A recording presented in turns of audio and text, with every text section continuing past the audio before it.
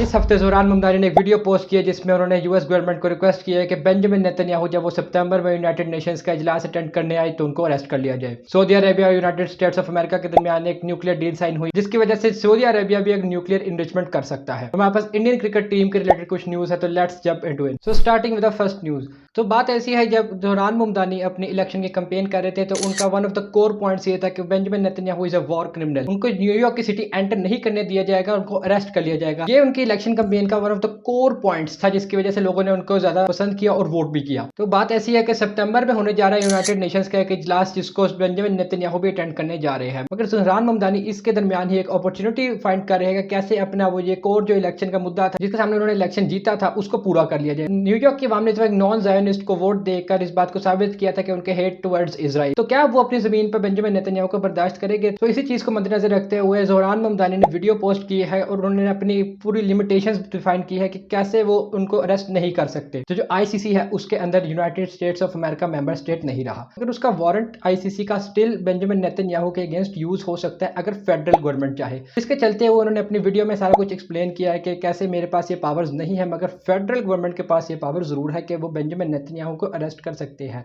मगर इसी के साथ ही बेंजामिन नेतन्याहू के ऑफिस की तरफ, इजराइल प्राइम मिनिस्टर ऑफिस की तरफ से हमारे पास एक ट्वीट सामने आता है जिसमें उन्होंने इसके ऊपर रिएक्ट करते हुए अपना पूरा स्टेटमेंट जारी किया है। तो इजराइल के पीएम ऑफिस ने एक ट्वीट पोस्ट किया है जिसमें उन्होंने ज़ोहरान ममदानी को क्रिटिसाइज किया है और उनको कहा है कि वो अपनी लोकल इश्यूज पे ध्यान दे, बजाय कि वो आईसीसी के मामलों में दखल अंदाजी दे और बेंजामिन नेतन्याहू को क्रिटिसाइज करे। यूएन के एम्बेसडर ऑफ इजराइल ने क्रिटिसाइज करते हुए साथ ये भी कहा है कि बेंजामिन नेतन्याहू तो यूएसए आएंगे। ज़ोहरान ममदानी को उनको कहा है कि ज़ोहरान ममदानी को मसला है तो हम ज़ोहरान ममदानी को ही अरेस्ट कर लिया जाएगा। मतलब उन्होंने पूरा बैकफायर करते हुए यही कहा कि अगर ज़ोहरान ममदानी को बेंजामिन नेतन्याहू से मसला है तो बेंजामिन नेतन्याहू की जगह ज़ोहरान ममदानी को ही अरेस्ट कर लिया जाएगा। प्रेसिडेंट डोनाल्ड ट्रंप ये बात पहले ही वाज़ेह कर चुके हैं कि बेंजामिन नेतन्याहू को कोई भी अरेस्ट नहीं किया जाएगा और वो आईसीसी के वारंट्स को नहीं मानते हैं। इसराइल की जानिब से भी इस बात को कहा गया था कि आईसीसी के वारंट की कोई हैसियत नहीं है। अब यूनाइटेड स्टेट्स के प्रेसिडेंट ने भी ये बात कह दी है बेंजामिन नेतन्याहू को अरेस्ट नहीं किया जाएगा। अब इसके चलते हुए ज़ोहरान ममदानी ने पूरी वीडियो पोस्ट की है और उसके अंदर एक्सप्लेन किया है कि कैसे उनके पास ये पावर्स नहीं है कि वो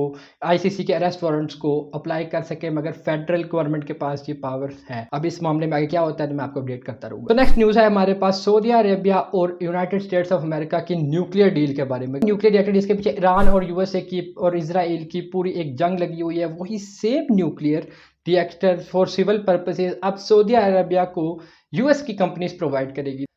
तो यूएसए की और सऊदी अरेबिया की डिपार्टमेंट ऑफ एनर्जी ने एक 30 साल का मुआहदा किया है जिसके दरमियान सऊदी अरेबिया को न्यूक्लियर इनरिचमेंट का मटेरियल दे दिया जाएगा और अगर ये सारा मटेरियल खुद यूएस की कंपनीज आकर सऊदी अरेबिया में प्रोड्यूस करेगी, जिसके बीच एक एग्रीमेंट हुआ है यूएस और यूनाइटेड स्टेट्स ऑफ अमेरिका का। दरअसल यूएसए की कंपनीज सऊदी अरेबिया में आकर न्यूक्लियर रिएक्टर्स को इंस्टॉल करेगी पूरे 30 ईयर्स के लिए, जिसके बीच सऊदीया और यूएसए की एक डील हुई है। मगर इस डील के अंदर भी एक लिमिटेशन है कि अभी ये डील कांग्रेस से भी अप्रूव होनी है और इस डील को अभी प्रॉपर्ली अप्रूव नहीं किया गया। ट्रंप ने ट्वीट करते हुए कहा कि सऊदी अरेबिया को ये डील चाहिए तो उसको अब्राहम अकॉर्ड साइन करने होंगे। डील सऊदी अरेबिया को उसी सूरत मिलेगी जब वो अब्राहम अकॉर्ड साइन करेंगे जिसमें नॉर्मलाइजेशन ऑफ इजराइल आता है। तो आपको क्या लगता है यूएस और सऊदी अरेबिया के दरमियान ये डील हो पाएगी और सऊदी अरेबिया अब्राहम अकॉर्ड्स को साइन करके नॉर्मलाइजेशन ऑफ इजराइल की तरफ जाएगा या नहीं? यहाँ पे हमारे पास स्पोर्ट्स से related at the end news है कि इंडियन क्रिकेट टीम ने अपनी 2 कंसेक्यूटिव सीरीज हारने के बाद आयरलैंड और इंग्लैंड से डिफीट हासिल करने के बाद फाइनली जिम्बाब्वे की सीरीज जीत ली है, जिसमें उन्होंने डोमिनेटिंग परफॉर्मेंस दिखाते हुए जिम्बाब्वे को अभी फिलहाल हरा दिया है। So this was all from my side और अगले हफ्ते मिलते हैं कुछ और ग्लोबल न्यूज़ के साथ। तब तक के लिए पीस आउट।